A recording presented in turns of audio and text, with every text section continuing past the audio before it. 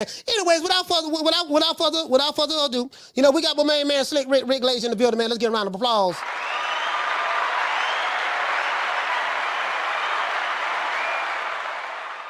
Slick Rick, what's going on, baby boy? What's happening? Not much. Normally you put my picture up there. Jeez. Yeah, we don't need to put your picture up. We don't need to put your picture up there, man. You don't look too pleasing on the eyes. I just want to throw that out there. Okay. Hey Rick, what's going on, fam? How you been? Not bad. It was a little sick for a few days, but totally recovered now, back to normal. And when I heard I had the opportunity to be on your show, I jumped on that opportunity to help educate boxing enthusiasts around the world that subscribe to your show. If you don't subscribe to the show, start subscribing. Like this, like that. Let's subscribe. Man, Rick, I appreciate that, fam. Hey, man, salute to you. Rick, check this out now. Now, Rick, we've been hearing some things. A reporter who works for ESPN Deportes by the name of Salvador Rodriguez, he put out a tweet saying that for certainly, in this order, Canelo will be fighting Jermall Charlo in May and Terence Crawford in September. This is what he said in that order. I noticed they said no Benavidez. So there's a lot of fans online that feel that Saul Canelo Alvarez is ducking the Mexican monster. You know what I mean? They feel like he's ducking. They say that Canelo is shaking in his boots. He's shaking like booty meat. He don't want no parts of the Mexican monster. Yep. What say you about that, Rick? Rick, you still there? Oh no, look like he fell off. I'm gonna wait till he get back. Look like I asked him questions about ducking. He fell off. So we're gonna see what's up. Shout out to Summer in November. Shout out to Pugilism. He fell off. I gotta wait till he get back. Now, cause you listen. I come to y'all see the first question is a fastball. We're not even playing. The first question is fastball. The people say the man ducking, man. What's happening? Now Rick is, I know Rick position. Rick position is the natural say he ducking the question. Hey, listen. I'm not saying Canelo ducking. But the people. Okay. Here you go, Rick. All right. Hey, Rick, man, hold on. I got your back. Rick, talk to me, fam. You all right? Yeah. I forgot to put it on the call on mute where people call in, and so as soon as it rings, it clicks off you and brings in the phone call. So I got it on the mute now, so now it won't do that. I'm sorry about that. All right, no problem, Rick. Okay, so anyways, we hearing rumors of Canelo's going to be fighting Jermall Charlo and Terence Crawford. Now you did say this a while ago. You did say this, but now I'm not gonna lie. You did say it. You do have it on your Twitter, and I don't know because you were saying breaking down what would be the big money fights for Canelo. But what say you, man? The people say Canelo was ducking. He running like Carl Lewis, Usain Bolt. What say you? They can say he's ducking. He might be ducking, but let me explain what's going on. Okay, Al Haymon wants him to fight Canelo. I want him to fight Canelo, fight Charlo coming up. Okay, fine. That's his obligation to Al Haymon right there. Then the next fight, they're going to have a fight for Charlo, for Canelo that draws, because the Charlo fight is not going to do well where he gets extra, where he gets an actual bonus for pay-per-view percentage, because it's not going to do well. The Charlos are a no-sell. So he's going to have to go to a guy who can draw the people, and that is Crawford. The aura of Crawford after beating Spence is an all-time high, and also you got to remember something. It's going to be a cross promotion between African Americans in general. Okay, white America, Black America, and Mexican Americans and Mexican nationals buying it. Where if you go fight Benavidez, you only got Mexican Americans and Mexican nationals. That's not enough. There won't be enough profit to go around for everybody. There won't be enough money. That's what the facts are. You need a cross-market fight at that level. So that's what the facts are. And does he want to fight him? I don't think he wants to fight I don't think he needs, at his age and how many fights he's had. He's been a pro for almost 20 years. He doesn't need a rough fight. He doesn't need a rough fight from David Benavidez, who's really big. He doesn't. So I noticed you said earlier, I said that the people are saying Canelo was ducking, and I said, what say you, is he ducking? And you said, well, maybe he is, maybe he isn't. He might be ducking, but but you breaking it down from a business standpoint. So I get what you're saying. So you're saying that the other fights, are bigger fights. David Benavidez is not a big money fight. No, the Charlo fight's not bigger, but that's he's doing that for Haymon. Oh, he doing he doing a Charlo fight for Haymon because Charlo need the money, huh? No, I'm not saying he needs the money. I'm not counting his bank account, but he's doing it for Haymon. All right, hold on, Rick. We got a couple super chats. Shout out to Leonardo dropping a $2 super chat. He said at this point Ryan is trolling us. All right, shout out to Drew. Hey, okay. Dropping that half a dub. He said, like I said before, I don't want to throw anybody under the bus. He said, Rick, what kind of free agent offers did Shakur get to cause a fake retirement? Coach, it's currency over legacy. Or what say you about that? I don't know. I don't know what he got offered, but listen, nobody's offering too much. First of all, PC's limping home. They got no money to offer him. They're not going to offer him up. They're not going to offer him up Tank. You already heard Tank's trainer, Calvin Ford, saying we ain't fighting fucking Shakur. Mm-hmm. So that's dead. That's dead in the water. What is he? What do they have to offer? Eddie Hearn, he doesn't have anybody to fight. None of these guys have anything for him. Either they don't have money, or they don't have anybody for him to fight where he can make any money. So he's probably going to just end up staying with Top Rank once he finishes with his stupid retirement. Mm-hmm. Yeah. He's not retired. He's retired like Teofimo Lopez retired, and Tyson Fury retired, right. and Ryan Garcia retired. Yeah. Right. These guys retired. The organizations don't even take them seriously. They don't strip them right away. They make them send in a letter. Send in a letter from your attorney and you sign it. Okay, they never do. So there's their short-lived retirement. You know what I mean? Shout out to Drew. He say Rick, unblock Sad Sack Sal. Shout out there's not a prayer that Sad Sack Sal's getting unblocked. Not a prayer. Okay. Shout out to JXV. He said if Canelo was ducking DB, then Crawford is ducking Boots. Okay. And shout out to Mr. Crawford's not ducking Boots. There's definitely no money in that fight. Holy Christ. Boots can't sell out his backyard. I mean, come on. Boots has never. What's Boots ever done? Seriously, come on now. I mean, he fought. He beat Karen. He fought Karen. He beat the dude named Karen, and he beat a dude named Karen Cucaracha, and he fought another. Yeah. He beat another guy. So he got some guys. He got Lipinets on there. He got Karen and Lipinets and Velo. He got Velo. Also, he fought some killers. Yeah. He can't draw. He's not a draw. Anyway, hey, shout out to Mr. Calderon, man. He said that boy is spicy. All right. So Rick, so what you're saying is it's about the money. It's about the money. The moves that business. It's a business. It's only a sport if you're buying a ticket. Mm-hmm. It's a business. That's the disconnect between boxing fans who have boxing criteria and stuff and the business of boxing. So what you're saying is a lot of these fights, when I hear Leonard Ellaby say, well, some of these fights you guys think are big fights, like Tank versus Devin or Tank versus Shakur, they're really not big fights and all this stuff there. And so what you're saying is, okay, let's do this.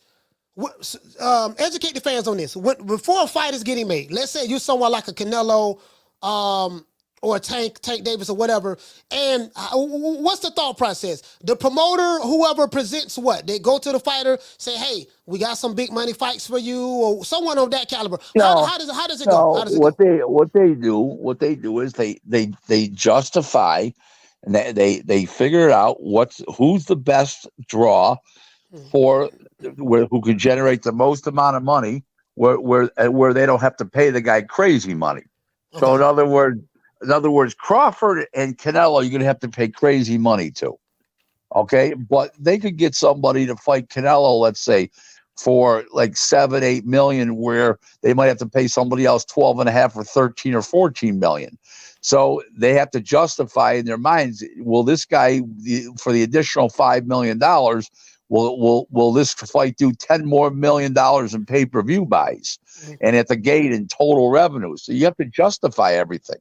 And, you have to figure it out. It's a balancing scale, and it's very, very hard to figure out. You've got to know the marketplace. You've got to know ticket sales. You have to know pay-per-view. You have to know international sales, what certain guys mean to sponsorships and international sales. In other words, like if Boots fought Crawford, there'd be hardly any international sales.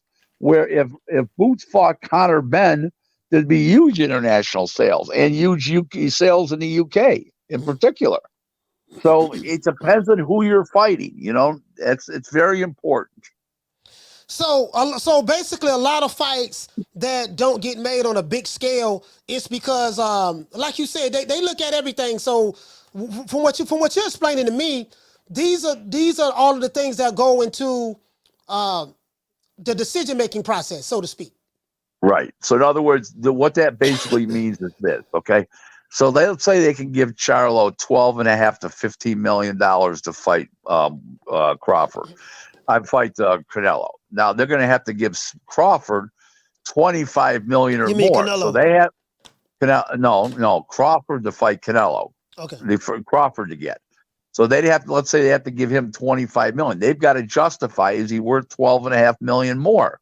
And then Canelo's got to think to himself, if I fight Crawford, will I get it? Will the pay-per-view percentages kick in besides my guarantee of $33.5 million? Is the percentage is going to kick in, or will they give me more money on a guarantee to fight Crawford? Will they give me $40 million? So now the promoter's got to add another, about $7 million in there besides Crawford. So he's got to say he's got to do more than $19.5 million in profit and gross profit to make any additional amount of money. So you got to weigh all these things. It's very, very, it's not cut and dry like people. You don't just call people, hey, you want to fight Canelo? You've got to justify all these figures. So it's not as simple as, okay, let's say I got a fighter by the name of Poke Chop Willie, and he want to fight another fighter by the name of Hog Head Cheese. If Hog Head Cheese has a team and Poke Chop Willie have his team, it's not as simple as, hey, Poke Chop, what's up, Hog Head? I want to fight you. Well, let's fight. It's not as simple as that. That's what you're saying? No, it's very complicated, and it to sit here and explain to people exactly how it's figured out. I'm doing the best I can on a short period of time, but if you really, that's why negotiations take months sometimes, because not only are they talking to one guy trying to figure, they're also trying to have somebody in the background as a backup just in case they can't get the guy at a reasonable figure. So the fight still goes off on time. It's very, very sophisticated. Believe me. All right. Shout out to Michael. Shout out to Mike from Vincent Okay. Dropping that quarter of a dub. He say, if this happens, that's 3 consecutive title defenses against people not in this weight class. Unheard of and ridiculous. Strip Cinnamon Boy of their belt. So this guy says strip Canelo of his belt. Shout out to a New Way Zilla dropping that quarter of a dub. Okay. He say, salute to the almighty Rick. I think Bud Canelo does 1.5. Rick, he said Mauricio will make Mandy in March. Is it a year from that date to make the fight? I don't know what he mean by that, but I guess I don't know. I don't know. I don't know. I don't think it matters what Mauricio says. I hate to admit this. I can't see he's going to strip Canelo. I just can't see that. Yeah, he's not. I don't think any. What about the other sanctioning bodies? Nobody's gonna strip Canelo. I mean, would the IBF? Yeah, the IBF probably is the only one that would. Yeah, I see exactly what you're saying. Yeah, Canelo, that's too much money. They're making on sanctioning fees every time he fight or whatever. So that'd be crazy to strip Canelo, but that's what a lot of people wanted to know, because it seemed like the sanctioning bodies. Well, we know what it is, man. We know what it is. Sanctioning bodies, it is. All the rules are applied differently depending on who the fighter is and the money's involved and all that stuff there.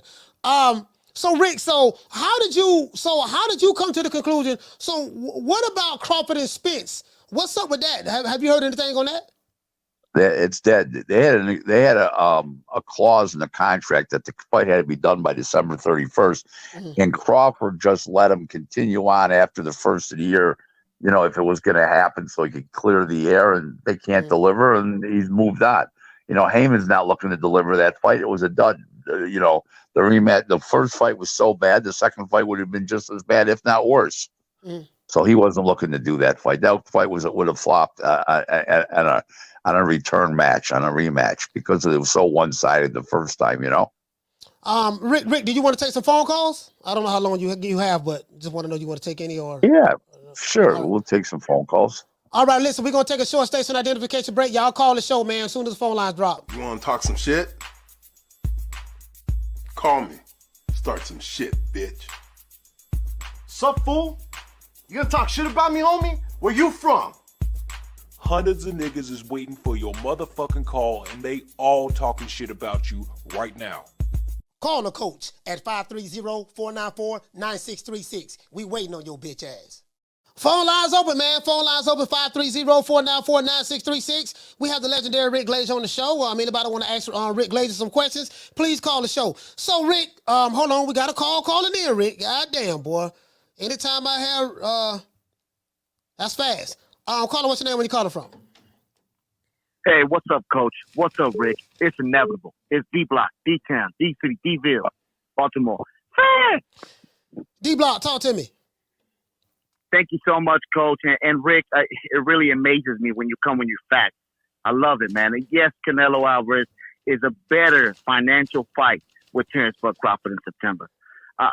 Rick, let me ask you a question. Do you think Munguia, he's Mexican made, and Benavidez is Ecuadorian? The Arizona people came out Saturday night, and I think it was estimated 10,000, maybe more. Mexicans came out. There was almost 11,000. There was almost 11,000. Yeah, okay. That's correct. Even better in my ears, Rick. Thank you so much for the definition of fact. Fact! Rick, I'm asking you a question. Do you think that Munguia is a better attraction of a fight for the Mexican people than an Ecuadorian, which is Benavidez? What you got to say with that? There's no question he is.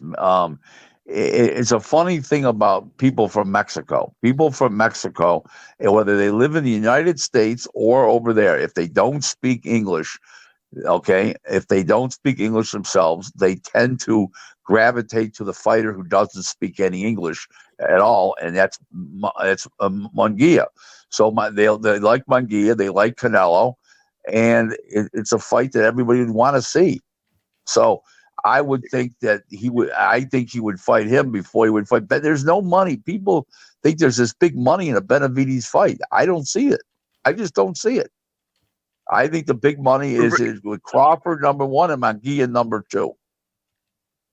Yeah. And one more question, Rick, if it's okay with you, and not to leave it like that. Yeah, Thank absolutely. you so much for answering my Rick, I want to ask you this question. Do you think, and it's just an opinion, of course, this one's not coming with facts, but do you think that this fight with Canelo Alvarez and Munguia would be more like a Barrera versus Eric Morales type of fight? Yeah, Thank you so exactly. much, Rick. Exactly. Exactly. Thank you so much, guys. That's a great example. Yes, absolutely. No question about it. All right, shout out D-Block, man. Salute, fam. D-Ville, Baltimore, stand up. Yeah, he's right. I got D-Block. Okay. All right. We got D-Block. So, Rick, I hear what you're saying, but fans feel that, look, man, they say Canelo ducking. They say, man, he could have been fought this guy. I'm not saying he's not. There's no argument. There's no argument. I'm not saying he's not, but there's reason. There's a reason why he ducking. You say he ducking, but there's a reason why he got a legitimate reason to duck. Is that what you're saying? Right. He can make more money. He can make more money fighting Crawford than he can to fight Canelo, to fight Benavidez. Oh boy, hey boy, you don't get ammunition. Hold on, Rick. Hey, caller, what's your name? Where you calling from? What's up, Coach? I'm one from the BX. Yeah, one from the BX. Salute, fam. Go ahead. Yo, you be having me cracking up over here, Coach. You's a funny fucking dude. Rick, how you doing, Rick? Good. How you doing? I'm good. Hey, question, right? If Al Haymon doesn't give Benavidez, the Canelo fight. Do you think Munguia and Benavidez is a good fight? Yeah, it's a good fight, but it won't happen because the fight that Golden Boy will make for Munguia and Fernando Beltran, who also handles Munguia, they'll make Edgar Berlanga. That would be a big fight. Also, Munguia and Berlanga. So I don't think they would gravitate towards Benavidez. I think that Edgar Berlanga is an easier fight. They can make a lot of money fighting him, and the risk versus reward is much higher with Berlanga. I don't think Berlanga will take that fight. He will get his ass whooped. That dude can't fight for shit. Well, you're right about it. I'm not disagreeing. That's why I said risk and reward. That's what was my point. Risk and reward. Right. All right. Shout out to N1 man from the BA. Hey, one more thing. Ask D Block, man, what's up with his boy Ryan, man, and the roll rolling his face, man. All right, I got you. Shout out to N1 from the BA. Salute. Hey, hold on, Rick. We got a super chat. Shout out to Mr. Giancarlo. Okay. He for dropping that quarter of a dub. He said, Mr. Rick, what is your opinion on the Saudis investing in boxing? I think it's great for the sport. It's great, but hopefully it doesn't hurt the hurt areas of the sport. But it looks good so far. It's good for the business, good for the sport, and we'll see what happens. But I'm impressed so far. Okay, all right, cool. So I'm glad you. So basically, I'm glad you explained. Floyd Mayweather said years ago. He said that Canelo has earned the right to pick and choose who he wants to fight.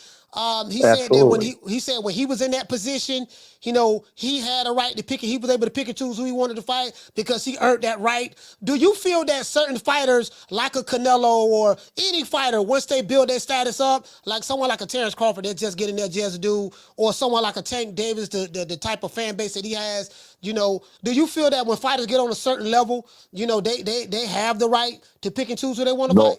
No question, absolutely. And I think Canelo earned it, like Floyd earned it. Lennox Lewis earned it when he was around. Certain fighters earn that privilege. There's no question about it. So they call that cherry picking, Rick. That's what they call it online. The man cherry picking, he ducking and cherry picking. So you being a businessman, working from the business side of boxing, do you condone ducking and cherry picking? It's part of the business. At a certain point in time, they've earned it, and I don't have a problem with it. I have a problem with a guy who's not established, like a Teofimo doing it or Shakur Stevenson doing it. When you're older and you've established, you've been a long time champion, you can do it. You get a pass.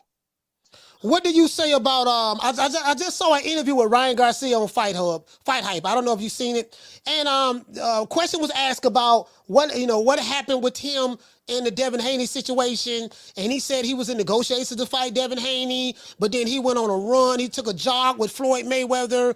And this is exactly what he said. He said Floyd is very influential. And Carla, hold on. He said Floyd is very influential, and Floyd kind of talked him out of in negotiations with Devin Haney. He said, why fight him when you can fight Rolly Romero for a title? So he took that advice, cut the negotiations out with Devin Haney, tried to make a fight with Rolly Romero, and then had a rug pulled from on his feet, by Floyd and Al or whatever. Now Rolly's fighting Pitbull at 140, and Ryan Garcia turned down the fight that Oscar tried to make for him with Jose Ramirez. So now, what said you about all this going on with Ryan Garcia? I think he's a flake, and I think that Oscar and Bernard Hopkins has tried to give him good guidance, and then he goes off and listens to all these other people, and nobody's doing it any good except those two guys. So he doesn't get it. And I'm disappointed in the guy. I thought the guy was smarter than that, but I guess he's not. So how many more fights? People are saying he's going to become a free agent. How many more fights does he have on the Golden Boy? He's got 3 years, but basically 3 years to go. Oh, 3 more years to go, huh? Yeah. Mm-hmm. All right. Caller, what's your name? Where you calling from? Hey, Slim, what's up with y'all? What's going on, Rick? How you doing? I'm at Ron, fault but for we can barely hear you. We can barely hear you, fam. You can't hear me? Yeah, we can barely hear you. You sure? All right. You can hear me now? I hear you a little bit better. Yes, sir. Yes, sir. You hear me now? Yeah, I hear you better. Yeah, all right. Yeah, I'm not falling for this whole Cinnamon cherry picking. This has nothing to do with Cinnamon. I think Cinnamon got a list that he got from Al. Al told him who's available, and that's who he choosing from. This is nothing but the green print on steroids, man. I've been telling you this. And then from my understanding, didn't they just sign Jesse Hart? Didn't PBC just sign Jesse Hart? So who you think Jesse Hart about to fight? Yeah, I don't. He's Yeah, about I don't, he's about to fight Benavidez, I think. Exactly. So exactly. Am I off base by this, Rick? Am I spot on? Because this is it seems like this is they're gonna over marinate this. They're gonna over marinate this. Use the green print and to keep Cinnamon over there. This has nothing to do with Cinnamon picking these fights. Cinnamon is given a list. He has somebody that's going to pay him, and that's what he's going to do. They had moral and preservation for years just for this situation. They've been trying to get this Maul versus Cinnamon thing done for years. Even if they have to put Maul in bubble wrap, they were going to get it done. But that's all I got. So this has nothing to do with Cinnamon cherry picking. This has all to do with the green print on steroids. Oh, and I'm out.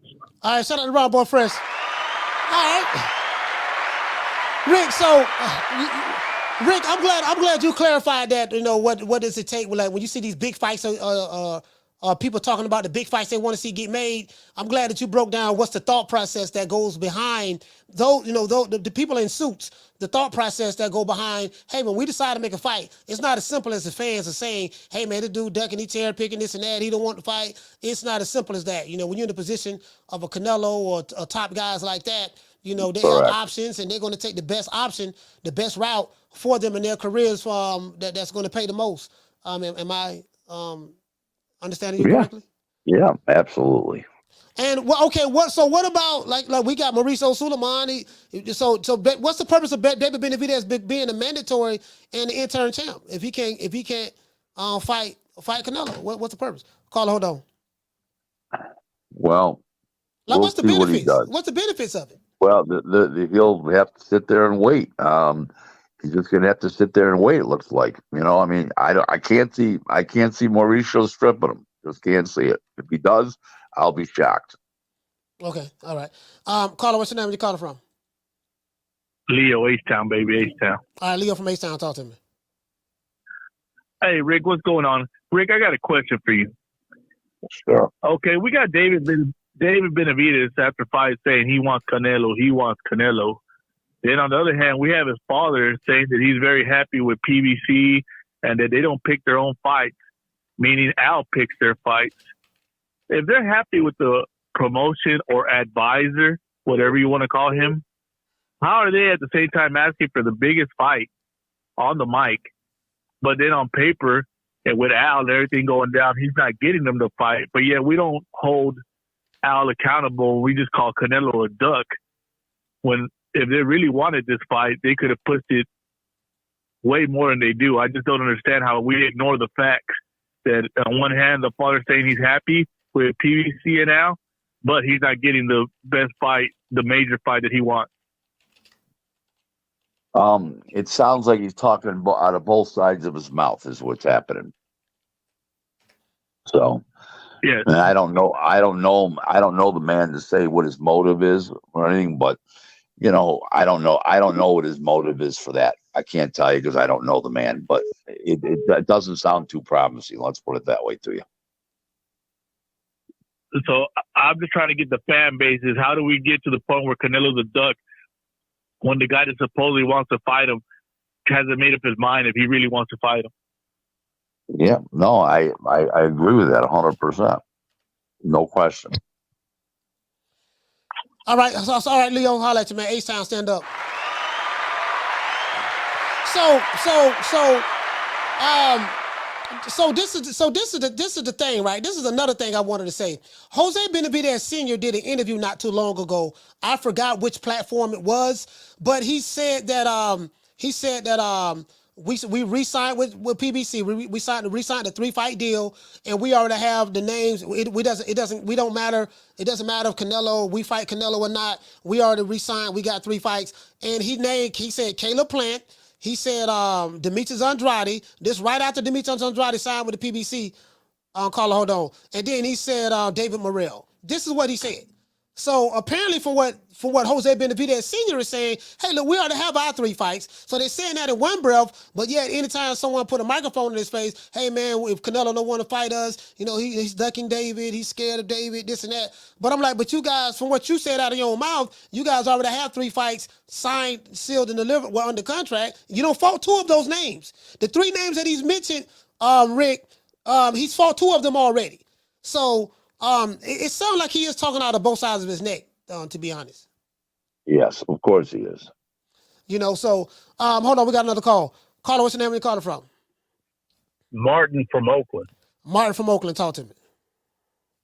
Yeah, my question for Rick is, since the Saudis are investing all this money in boxing, and we already have 3 of the major sanctioning bodies based outside of the U.S., Mexico, Panama, and Puerto Rico, could you see the Saudis creating their own sanctioning body? Something similar to what they've already done with pro soccer and golf. But now that way they'll have total control, so that, these sanctioning bodies that exist now aren't dictating who's supposed to be fighting who. What do you think, Rick? I don't think so, because I think what's going to happen is they're throwing around such money that the organizations will stand down, and we'll let them do what they want to do with their fights over there. So I think it's good. I think the other effect is the other way around. I think the organizations will stand down, and I think that the Saudis will do what they want to do. That's what I think. Okay. Thanks a lot, Rick. Thank you, Coach. All right, shout out to Mark from Oakland. Salute, fam. Hey, Rick, that was a pretty good question. So, doggone, the sanctioning bodies, it go back to what I'm saying. The sanctioning bodies do what they want to do according to whatever. And this is why I say I can't figure out the sanctioning body rules, because it's always to their discretion at any given point in time. There's not a clear cut answer as to, Carla, hold on. Okay, this is what the rules say, so this is what they're going to do. Sometimes it's not that simple. For what I'm seeing, as relates to the sanctioning bodies. Hold on, we got another super chat. Shout out to Inouye Zilla. He said, according to the LDBC, Canelo was ducking Bud. Okay. Hold on, we got another one right here. I already read that one. Carla, what's your name? Where you calling from? Yo, Coach, this is Mason from Flint, Michigan. What's going on with you? Mason from Flint. Talk to me, fam. Okay. So maybe I'm confused about this whole situation. Mm. So is he picking and choosing who he wants to fight? And that's not cherry picking? I'm just a little lost on this, because and people and Rick, you keep saying that David Benavidez is not a big fight, but that's all people are asking for, and that's all people is talking about. I listen to every boxing podcast from the time I wake up to the time I go to bed, and everybody wants David Benavidez versus Canelo, which is the mandatory, which is in his weight class. But you want to bring up Crawford from 3 weight classes and fight him, and then you want to fight Jermall Charlo, who's been inactive as fuck at 160 and hasn't fought and had a hard time with Jose Benavidez. So is he cherry picking or is he not cherry picking? Because it looks like to me the motherfucker's cherry picking. And I'm sorry about my language, but I'm just kind of confused about the whole situation. Rick, you want to answer that? There's no answer to it. So basically, go ahead. Go ahead, Rick. Well, No. Hold on. You know, cherry picking is when you picking and choosing who you want to fight. That's the definition of cherry picking. So that's the reality of the situation. So and he's in a position where he can pick and choose who he wants to fight.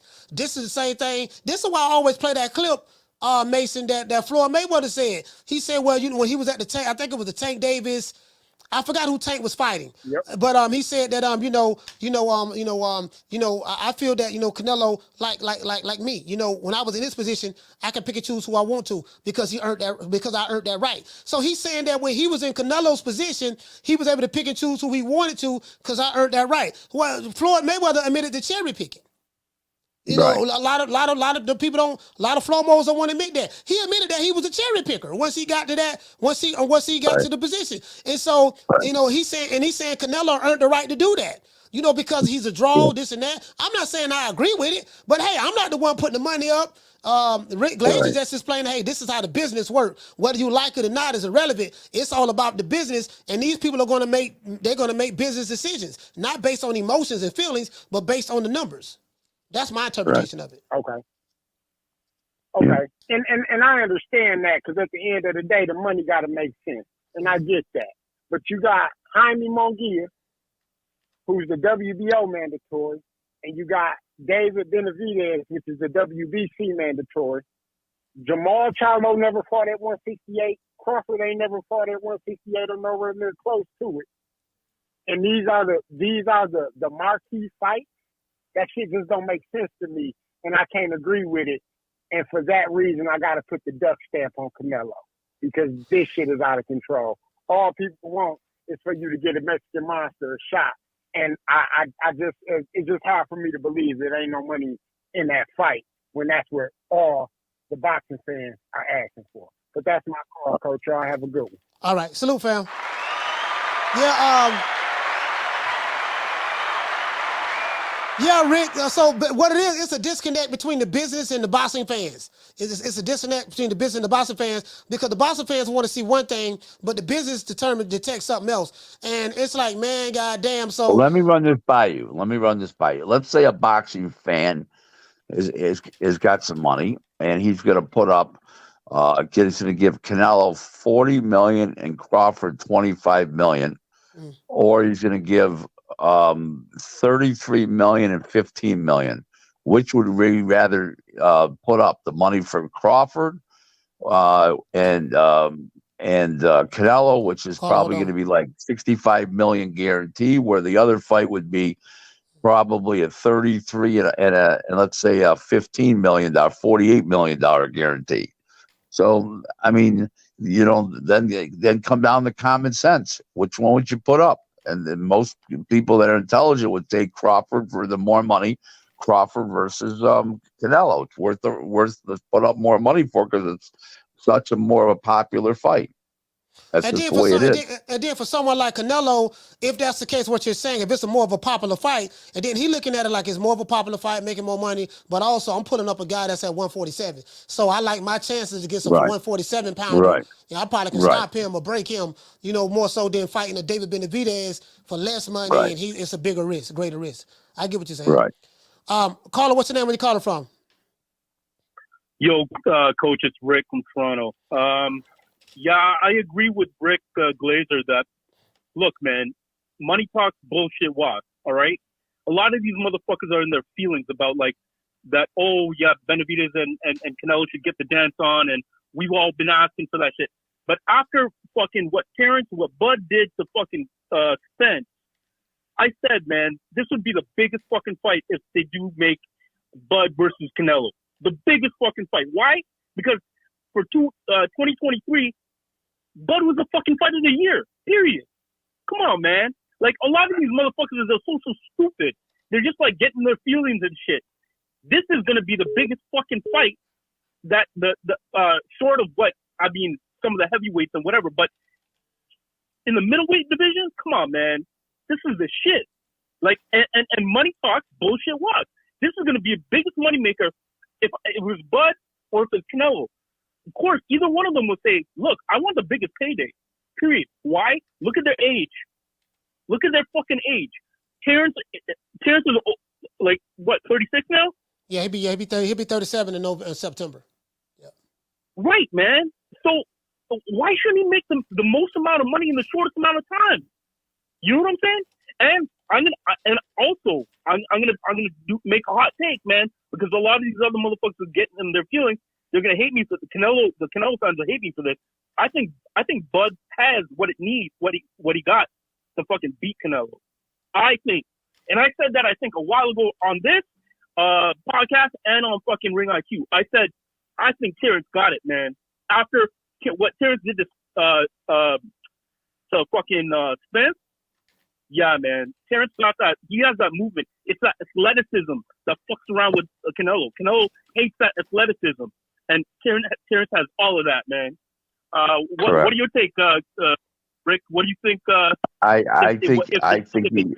think between the left-handed switching from lefty to righty, righty to lefty, the agile feet, the nimble agile feet, the quick bursts of punches, the rapid combinations, and I think his overall athletic ability and speed and reflexes is enough to beat Canelo without knocking him out, you know. And they feel that Spence, if anybody can beat Canelo, that's the guy. He's got the athletic, and he's got killer instinct mentally that he can stand in there and take those tough punches. Man, I'm out of here, bro. Let's go.